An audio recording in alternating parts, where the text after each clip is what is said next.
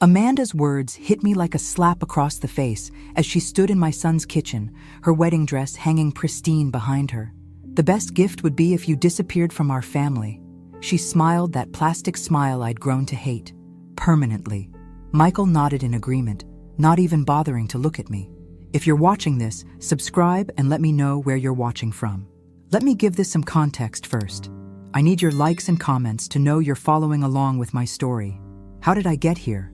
3 years ago, I'd sold my beautiful Victorian home, the one my late husband Robert and I had lovingly restored, to give Michael and Amanda the down payment for their dream house. $87,000. My entire life's savings handed over with a mother's unconditional love.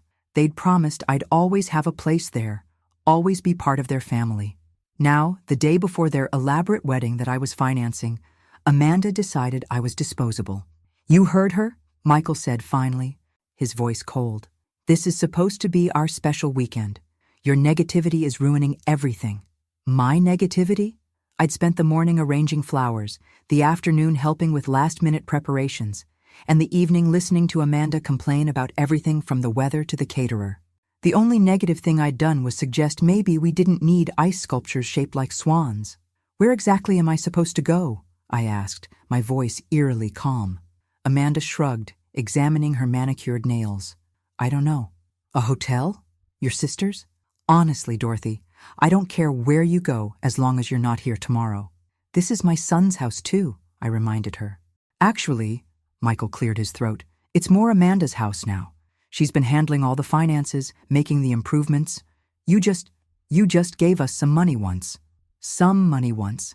$87,000 reduced to some money once. I stood there in the kitchen where I'd cooked countless family dinners, looking at the granite countertops I'd helped choose, the custom cabinets my money had made possible.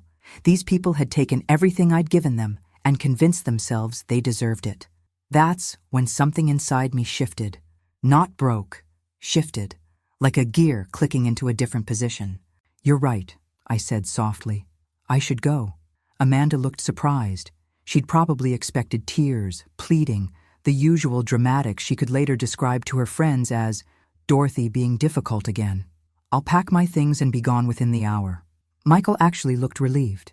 "That's probably for the best. Mom, we can talk after the honeymoon, once things settle down." Talk after the honeymoon. As if this was just a temporary disagreement about seating arrangements.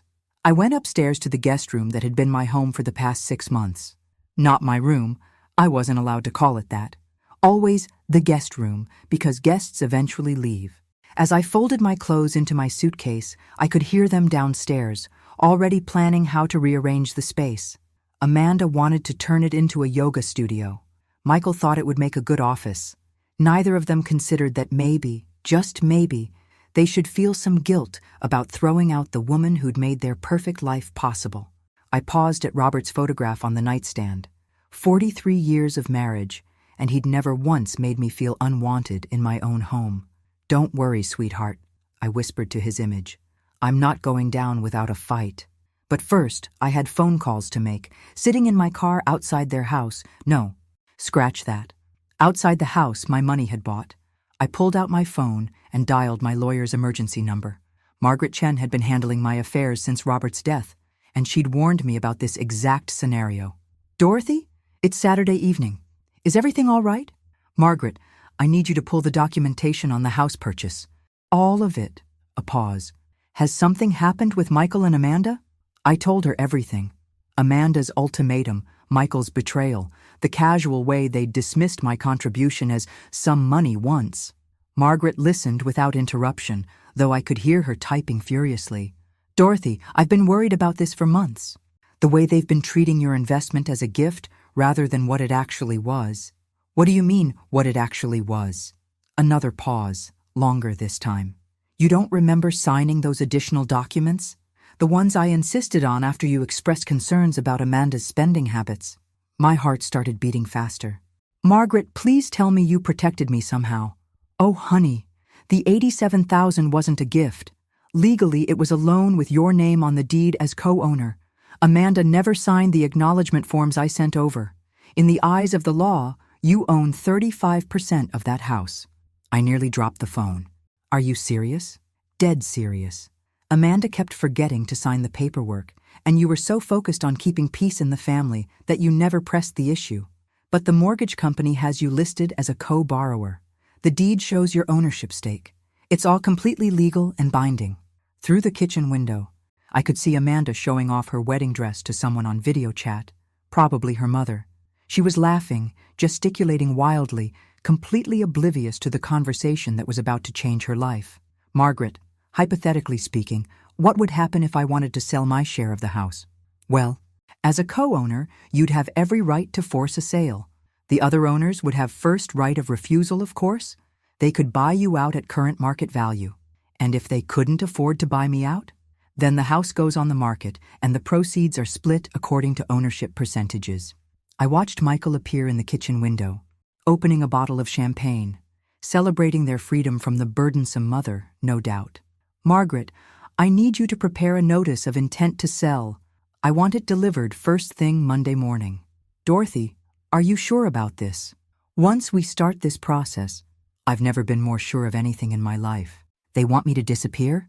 Fine, but I'm taking my 35% with me. After hanging up, I sat in the growing darkness, watching my son and his fiancée toast their future in the house I'd made possible. They had no idea that in less than 48 hours, their perfect little world was going to crumble. But first, I had one more call to make. Sunset Gardens Country Club, this is Jessica. Hi Jessica, this is Dorothy Mitchell. I need to speak with your catering manager about tomorrow's wedding reception. Oh, Mrs. Mitchell, how exciting. The wedding's tomorrow, isn't it? How can I help you? I'm afraid there's been a change of plans. I need to cancel the reception. Cancel? But ma'am, it's less than 24 hours away. The food has been prepared, the staff scheduled. I understand, and I'm prepared to pay the cancellation fees. The thing is, I'm the one who signed the contract and put down the deposit. I believe I have the right to make changes. A rustling of papers. Let me check. Yes, the contract is under your name with your credit card information. But surely you want to speak with the bride and groom first? No need. I'm making an executive decision. Please cancel everything. Mrs. Mitchell, with respect, this seems like something that should involve the happy couple. I watched Amanda through the window, now trying on her veil for what had to be the 100th time today. The happy couple made it very clear that my involvement in their lives is no longer welcome, so I'm simply honoring their wishes. 20 minutes later, I was checked into the Hampton Inn across town, ordering room service and feeling something I hadn't experienced in years. The satisfaction of taking control of my own life. My phone started ringing at 11:47 p.m. What did you do? Amanda's voice screeched through the phone so loudly I had to hold it away from my ear. I honored your request, I said calmly, muting the TV in my hotel room. You wanted me to disappear, so I disappeared. The country club called. They said you canceled our reception. Our wedding reception, Dorothy. There are 200 people expecting dinner tomorrow. I'm sure there are. That does sound like a problem. Michael grabbed the phone. Mom, this is insane. You can't just cancel our wedding because you're upset about sleeping arrangements. I didn't cancel your wedding. Sweetheart, you can still get married. I just canceled the reception I was paying for. You know, the one that was costing me $14,000. Silence. I'd never mentioned the cost before, always deflecting when they asked about money. Let me be their generous mother, while they remained blissfully unaware of the sacrifices involved. 14,000? Amanda's voice was faint now. The reception, the flowers, the photographer, the band. Did you think it was all free? Did you think money just materialized because you two decided to have a fairy tale wedding? But we can't tell 200 people there's no reception, Michael stammered. You're resourceful adults. I'm sure you'll figure something out. McDonald's caters now, I hear. Amanda was crying now, ugly sobbing sounds that might have made me feel guilty 6 months ago. Now they just sounded like the tantrums she'd been throwing since the engagement started. How could you do this to us? We trusted you. Trusted me? You literally told me to disappear from your family. I'm simply complying with your request. I didn't mean forever, Amanda wailed. I just meant for the weekend. Ah, I see. So I was supposed to psychically understand that when you said permanently, you actually meant temporarily. My mistake. Michael tried a different approach. Mom, please. We can talk about this like adults. Come back to the house and let's work this out. The house where I'm no longer welcome? The house where my presence ruins everything? I don't think so. Where are you even staying? Amanda demanded. That's not really your concern anymore, is it? You made it quite clear that my living arrangements are my problem to solve. I could hear frantic whispering in the background, probably them trying to figure out how to undo the mess they'd created. Can you at least call the country club back? Michael pleaded. Maybe if you explain it was a misunderstanding. It wasn't a misunderstanding. It was a very clear business decision made by the person who was paying for everything. But what about our guests? What about Amanda's family flying in from California? What about them? You're still getting married. They can still witness that. They just won't get a free dinner afterward. Amanda grabbed the phone back. You're being vindictive and cruel. No, sweetie. Vindictive and cruel was telling the woman who's been supporting your dream wedding to disappear from your family. I'm just being fiscally responsible. This will ruin everything. Everyone will think we're broke. Well, now that you mention it, I let that hang in the air for a moment, watching them squirm. Now that you mention it, without my financial support, you probably are going to be broke pretty soon. That's another thing we should discuss. What do you mean? Michael's voice was tight with panic now. I mean, have you actually looked at your household budget lately? Do you know how much your monthly expenses are versus your income? More frantic whispering. Because I've been supplementing your lifestyle in ways you probably haven't even noticed. The grocery money I slip to Amanda when we go shopping together. The utility bills I pay online because you're always a little short this month. The car repairs, the insurance payments, the little emergencies that keep popping up. Those were gifts, Amanda said weakly. Were they? Because from where I'm sitting, they look more like an allowance. And allowances can be discontinued at any time. The silence stretched so long I thought they'd hung up. Finally, Michael spoke. What do you want, Mom? Now that was interesting. An hour ago they couldn't wait to get rid of me. Now they wanted to negotiate. I want exactly what you offered me. To disappear from your family, permanently, and I want to take my money with me when I go. By Sunday morning, my phone had 37 missed calls and 41 text messages. I ignored them all while enjoying room service breakfast and reading the Sunday paper like a civilized person. The wedding was scheduled for 2 p.m. At 9 a.m., there was a knock on my hotel room door. Through the peephole, I saw Michael in his wrinkled tuxedo shirt, looking like he hadn't slept. Alone. Mom, please, we need to talk. I opened the door, but didn't invite him in. Shouldn't you be getting ready for your big day? That's what I need to talk to you about. His eyes were red-rimmed, desperate. Amanda's having a breakdown. She's locked herself in the bathroom and won't come out. Her mother is threatening to fly back to California. The whole thing is falling apart. I'm sorry to hear that. I hope you work it out. Work it out? Mom, you destroyed our wedding. No, son. I removed my financial support from your wedding. There's a difference. He pushed past me into the room, and I let him. Sometimes you have to let people hang themselves with their own words. This is insane. Over what? A misunderstanding about sleeping arrangements? Sit down, Michael. Something in my tone made him obey. I remained standing, looking down at my 42-year-old son who was finally starting to understand that actions have consequences. This isn't about sleeping arrangements. This is about respect. This is about gratitude. This is about treating the person who made your lifestyle possible like a human being instead of an inconvenience. We've always treated you well. Have you? When was the last time you asked about my life, my interests, my feelings? When was the last time you invited me somewhere because you wanted my company, not because you needed my help? He opened his mouth, then closed it. I'll wait. The silence stretched uncomfortably. When was the last time you called just to talk? When was the last time you remembered my birthday without Facebook reminding you? When was the last time you treated me like your mother instead of your personal bank? That's not fair, isn't it? Michael, in the past year, how much money have I given you and Amanda? I don't know. A few thousand here and there for emergencies. $37,000. His face went white.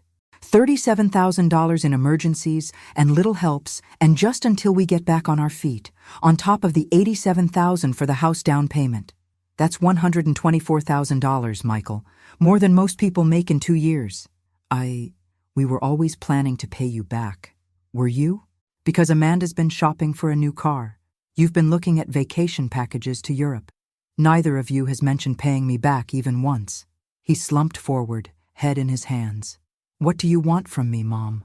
I want you to understand that I'm not your personal ATM. I want you to understand that kindness and generosity aren't infinite resources. And I want you to understand that when you treat someone badly enough for long enough, eventually they stop caring about your problems. So you're punishing us by ruining our wedding day? The casual cruelty in that statement, that my setting boundaries was punishment, confirmed everything I'd been feeling. No, Michael, I'm protecting myself by stopping the pattern of financial abuse. Financial abuse? That's ridiculous. Is it? You've conditioned me to believe that my only value to your family is monetary. You've trained me to expect crumbs of affection in exchange for major financial contributions. You've made me feel guilty for having needs and expectations while you take everything I offer for granted. I sat down across from him, leaning forward so he had to look at me. Yesterday, Amanda told me the best gift I could give your family was to disappear permanently, and you agreed with her. After everything I've done, everything I've sacrificed, you agreed that I should disappear. She didn't mean it. Yes, she did. And so did you. And you know what? You're going to get exactly what you asked for. He looked up sharply. What does that mean? I smiled. And it wasn't a nice smile. It means you better figure out how to pay for your own lifestyle from now on. It means you better hope Amanda's parents are feeling generous. And it means you better start looking at apartments because the house situation is about to get very complicated. What are you talking about? I'm talking about the legal documents you never bothered to read before your father and I helped you with that down payment. The ones that make me a co-owner of your precious house? The color drained from his face completely. That's right, sweetheart. I own 35% of your house, and I'm about to put it on the market. Michael stared at me like I'd just spoken in ancient Greek. You can't own part of our house. We bought it. We live there. With my $87,000 down payment, yes. Did you think that money just evaporated into the ether? But you said it was a gift. You said you wanted to help us get started. I pulled out my phone and scrolled to Margaret's email from last night. Apparently, my lawyer had different ideas about protecting my investment. Would you like me to read you the relevant legal documents? This is impossible. Amanda would have had to sign something.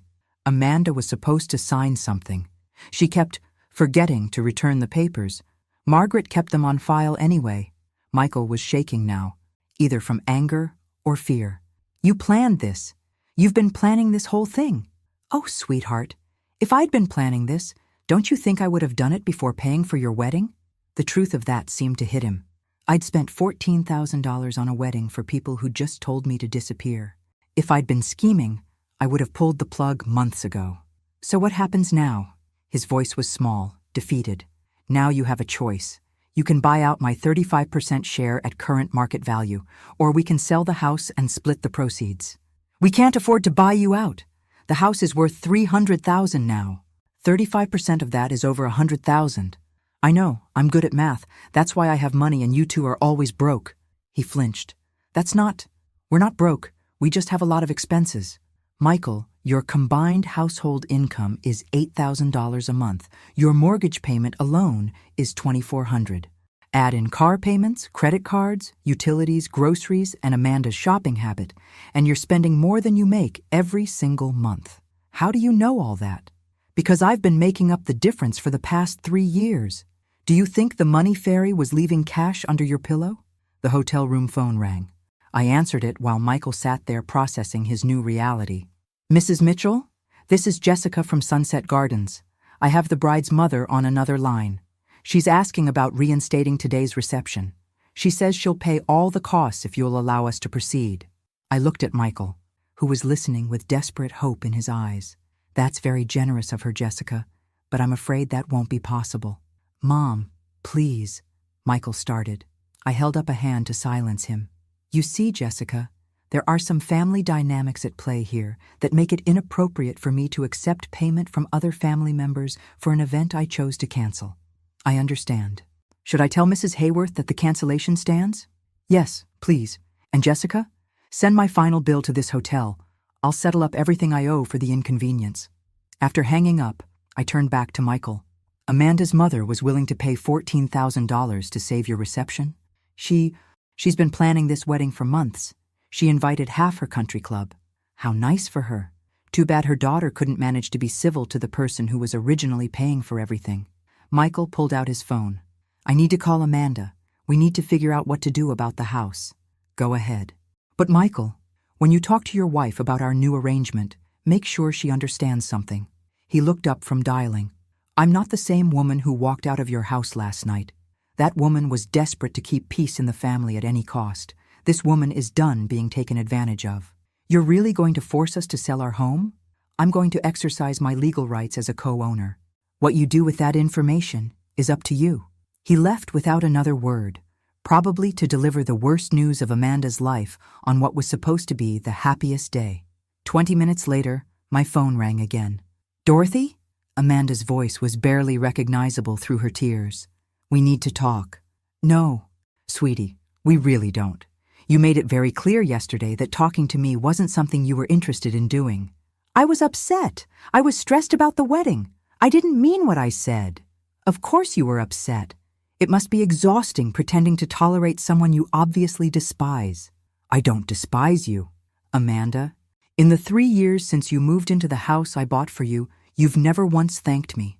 Not once. You've never asked about my life, my interests, my health.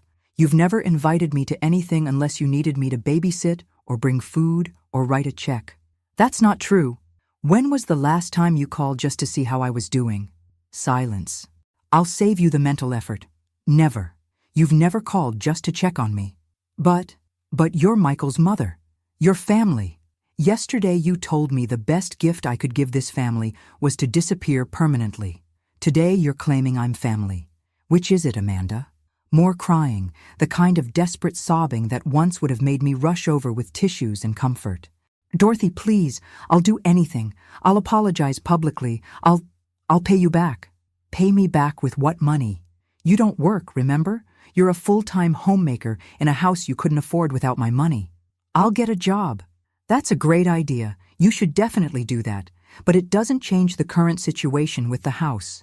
What if we agree to pay you back for everything? All the money you've given us over the years?" I almost laughed. "Amanda, honey, you owe me $124,000. At minimum wage, it would take you about 6 years to earn that much. And that's assuming you never spend money on anything else." The silence that followed was the sound of reality finally sinking in. By 4 p.m. they'd called 16 more times. I'd answered exactly none of them. Instead, I was sitting in the hotel restaurant, enjoying a lovely late lunch and watching the local news coverage of a wedding disaster at Sunset Gardens. The reporter didn't mention names, but the footage of Amanda in her wedding dress, crying on the country club steps, was pretty unmistakable. "Excuse me, aren't you Dorothy Mitchell?" I looked up to see a woman about my age with perfectly styled gray hair and kind eyes. She looked familiar, but I couldn't place her. "I'm sorry, do we know each other?" "Barbara Hayworth, Amanda's mother." She gestured to the empty chair across from me. "May I? This should be interesting." Barbara sat down with the practiced grace of someone who'd spent decades handling social crises. "I wanted to thank you." That wasn't what I'd expected. "Thank me?" "For showing my daughter who she really is." The waitress appeared, and Barbara ordered coffee. I waited, curious about where this was going. "I've been worried about Amanda for years," Barbara continued. "The entitlement, the way she treats people she considers beneath her, the complete lack of gratitude for anything. I kept hoping marriage would mature her. And now I've seen how she treats the woman who made her lifestyle possible. And I'm horrified." Barbara's coffee arrived. She sipped it thoughtfully before continuing. "I offered to pay for the reception, not because I support Amanda's behavior, but because I felt responsible for the 200 guests who'd been inconvenienced. But you were right to refuse." "Was I?" My daughter needed to face consequences for her actions. Real consequences. The kind that can't be fixed with daddy's money or mommy's connections. I studied Barbara carefully. There was something refreshing about her directness. "She called me hysterical about the house situation," Barbara continued, "demanding that I loan them money to buy out your share. And I told her absolutely not. If she wanted to own a house, She should have treated the co-owner with respect. A woman after my own heart. Can I ask you something, Dorothy? What's your endgame here? Are you planning to force the sale? I'd been wondering that myself. Honestly, I haven't decided. Part of me wants to see if they can actually figure out how to support themselves without my money. Part of me wants to sell the house just to watch their perfect little world crumble. And the other part? The other part remembers that Michael is still my son, despite everything. Barbara nodded. I understand. But may I offer some advice from someone who's been enabling her daughter's bad behavior for 39 years? Please, don't save them from this. Whatever you decide about the house, don't cushion the fall. Amanda has never faced real consequences for treating people badly, and it's turned her into someone I barely recognize as my daughter. She reached into her purse and pulled out a business card. I'm flying back to California tomorrow. If you ever want to talk to someone who understands what it's like to love an ungrateful child, call me. After Barbara left, I sat alone with my thoughts and my phone, which was still buzzing with increasingly desperate messages. The truth was, I hadn't decided what I wanted my endgame to be. I'd been reacting, protecting myself, asserting boundaries. But now I needed to figure out what came next. The nuclear option was forcing the sale. Michael and Amanda would have to find an apartment, probably in a much less desirable part of town. They'd finally understand what it meant to live within their means. The merciful option was offering to sell them my share for less than market value, maybe what I'd actually put into the house. They'd still struggle, but they might be able to keep their home. The spite option was holding on to my ownership stake indefinitely, collecting my share of the property taxes and any improvements while watching them squirm every month. As I sat there weighing my options, my phone rang again. This time, it wasn't Michael or Amanda. Mrs. Mitchell, this is Detective Rodriguez with the Virginia Beach Police Department. I'm calling about a report we received regarding financial elder abuse. My blood went cold. I'm sorry. What? We had a call from someone claiming that family members have been financially exploiting you and that you might be experiencing cognitive decline. They're requesting a welfare check. Those manipulative little snakes. Detective Rodriguez, I can assure you that I'm in full possession of my mental faculties. In fact, I'm probably thinking more clearly than I have in years. That's good to hear, ma'am. But we do need to follow up on these reports. Would you be available to meet with me tomorrow morning? I looked around the hotel restaurant, at the normal people living their normal lives, and felt a surge of pure fury at my son and daughter-in-law's latest manipulation. Absolutely, Detective. In fact, I have quite a lot I'd like to discuss with you about financial abuse. Just not the kind my family reported. After scheduling the meeting, I sat back in my chair and smiled. If Michael and Amanda wanted to play hardball, I was more than ready to pick up the bat. Time to show them what a real power play looked like. Detective Rodriguez was younger than I'd expected, maybe 40, with intelligent eyes and the kind of patient demeanor that probably served him well in family disputes. We met at the police station Monday morning, and I'd brought my entire financial file. Mrs. Mitchell, I want to start by saying that the person who called us seemed genuinely concerned about your welfare.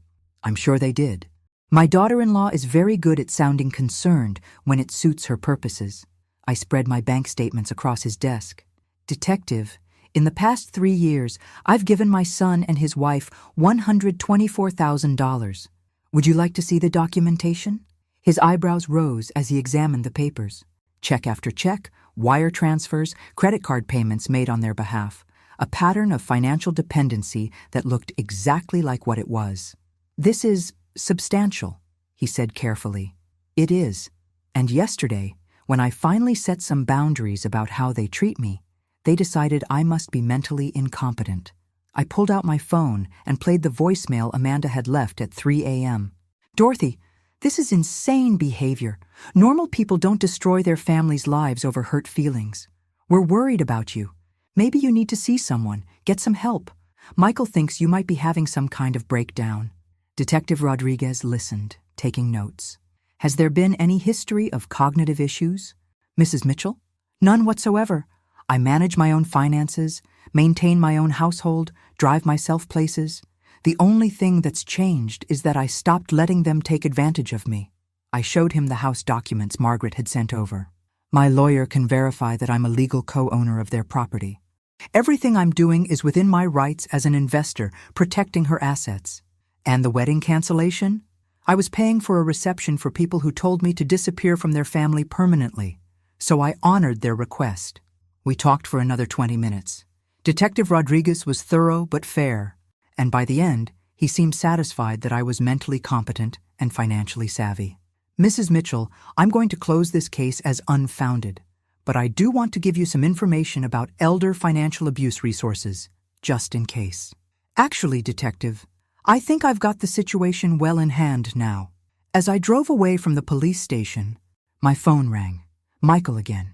Mom, the police called. They said they're not pursuing the welfare check. That's because I'm not the one being financially abused in this relationship, sweetheart. What's that supposed to mean? It means you and Amanda have been systematically draining my resources for years while giving me nothing but disrespect in return.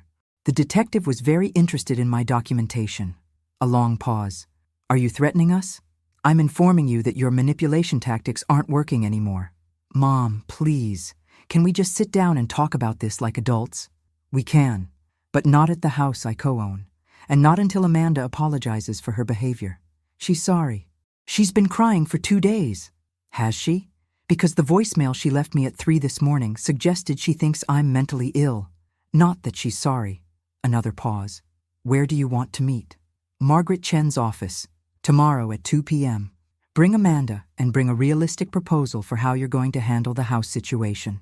A proposal?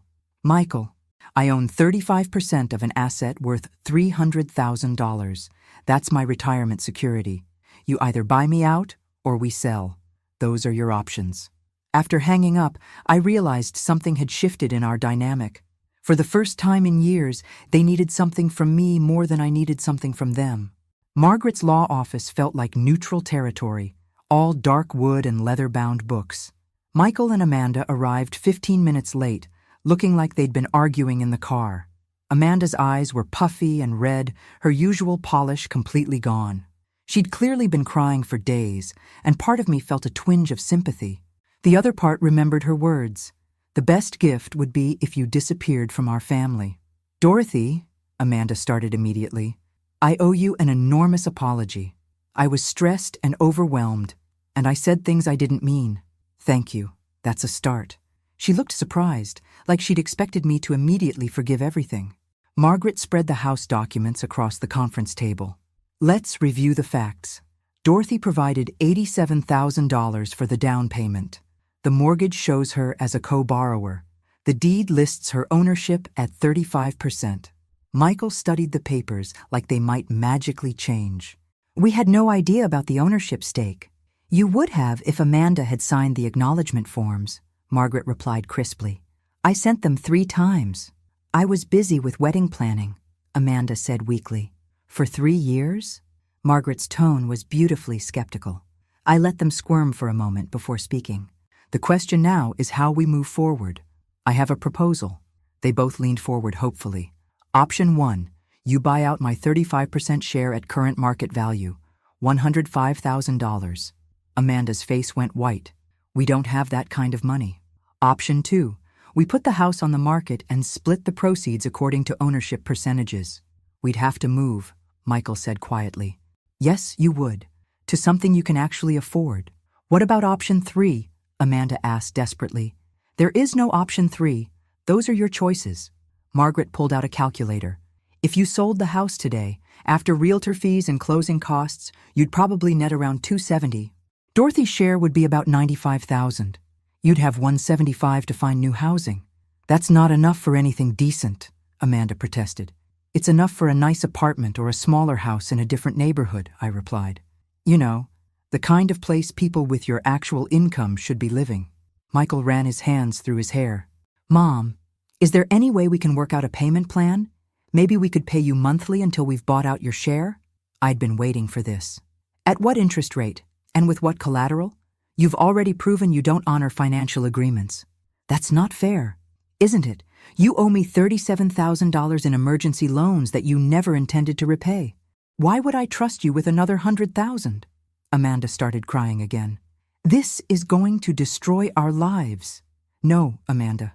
This is going to force you to live within your means for the first time in your adult life. But what about our credit? What about our reputation? I almost laughed. Your credit? Honey, your credit is already terrible. You've been late on every bill for months. I know because I've been bailing you out. Margaret cleared her throat. I need to advise you that Dorothy has every legal right to force a sale. She's being more than generous by offering these options. How long do we have to decide? Michael asked. 30 days, I said. That should give you time to explore your financing options. As we prepared to leave, Amanda grabbed my arm. Dorothy, please, I know I hurt you, but we're family. Doesn't that count for something? I looked at her hand on my arm, then at her face. For just a moment, I saw the scared young woman behind the entitled facade. Amanda, family is supposed to count for something. That's exactly the point. 2 weeks into their 30-day deadline, I got an unexpected visitor. Barbara Hayworth stood on my hotel room doorstep with a bottle of wine and a determined expression. I hope you don't mind me dropping by. I got your hotel information from Margaret Chen. I invited her in, curious about what had brought Amanda's mother back to Virginia. I came to check on the kids, Barbara said, settling into the room's only armchair. And to talk to you. How are they doing? Terribly. Amanda's having daily panic attacks. Michael's working overtime trying to find a way to get a loan. They're fighting constantly. I poured us both glasses of wine, surprised to find I felt less satisfaction in their misery than I'd expected. Barbara, are you here to ask me to reconsider? Actually, no. I'm here to tell you about Amanda's father. That wasn't what I'd expected. Richard spoiled our daughter rotten, Barbara continued. Every tantrum was rewarded. Every consequence was cushioned. Every failure was someone else's fault. She sipped her wine thoughtfully.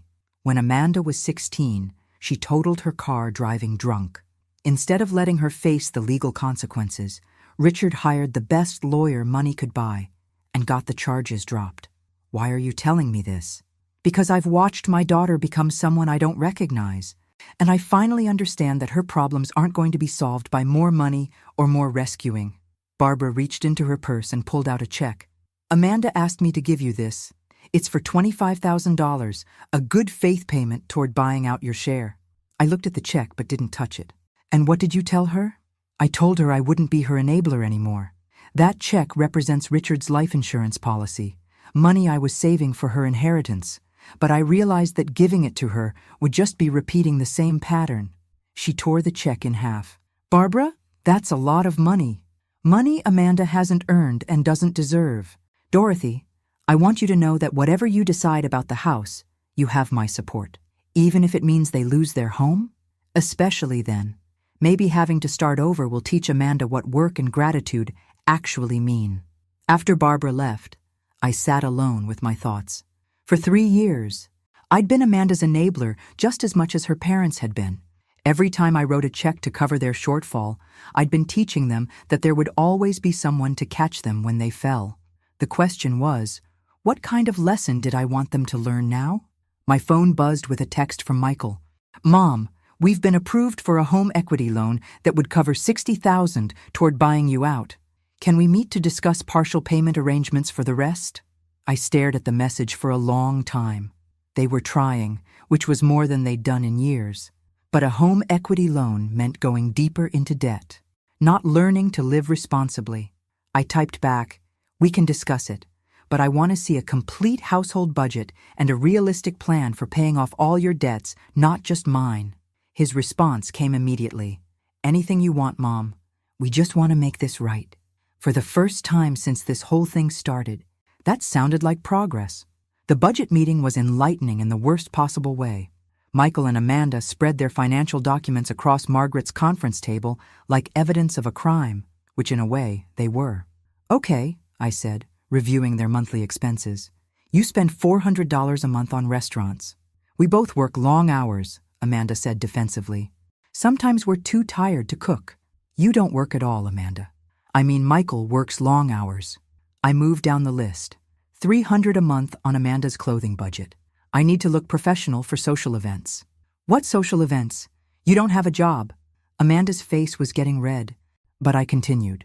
$200 on premium cable and streaming services. $150 on Amanda's gym membership that you use maybe twice a month. $800 a month in credit card minimums for what appears to be shopping and vacation debt.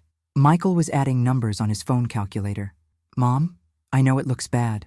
It looks like you're living a lifestyle that requires about $12,000 a month when you bring home $8,000. But with the home equity loan, we could pay off the credit cards and reduce our monthly expenses significantly, Amanda said hopefully. I looked at Margaret, who was taking notes with professional detachment. Amanda, you'd be borrowing against the house to pay off credit card debt.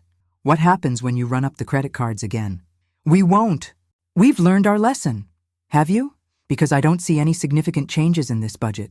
You're still eating out constantly, still maintaining expensive memberships you barely use, still treating shopping like a hobby. Michael leaned forward. What would you want to see, Mom? What would convince you that we're serious about changing?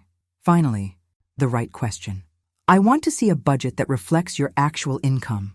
I want to see you cooking at home, canceling unnecessary subscriptions, and Amanda getting a job.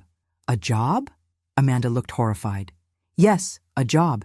You're 39 years old with a college degree. There's no reason you can't contribute to the household income. But Michael makes good money. Not good enough. Apparently, since you've been supplementing it with my money for 3 years. Margaret cleared her throat. Dorothy, what exactly are you proposing?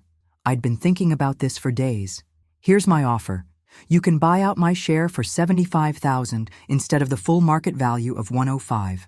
But there are conditions. They both perked up. First, Amanda gets a job within 60 days and maintains it for at least 2 years. Second, you sell one of your cars and use the proceeds to pay down debt. Third, you stick to a realistic budget with no restaurant meals, no unnecessary shopping, and no new debt for 2 years. How would you monitor that? Michael asked. Monthly financial check-ins with Margaret. You provide bank statements, credit reports, and proof of income. If you violate any of the conditions, the full amount becomes due immediately. Amanda was shaking her head. That's like being in financial prison. No, Amanda, that's called being accountable for your choices. They asked for time to discuss it privately. While they huddled in the hallway, Margaret turned to me.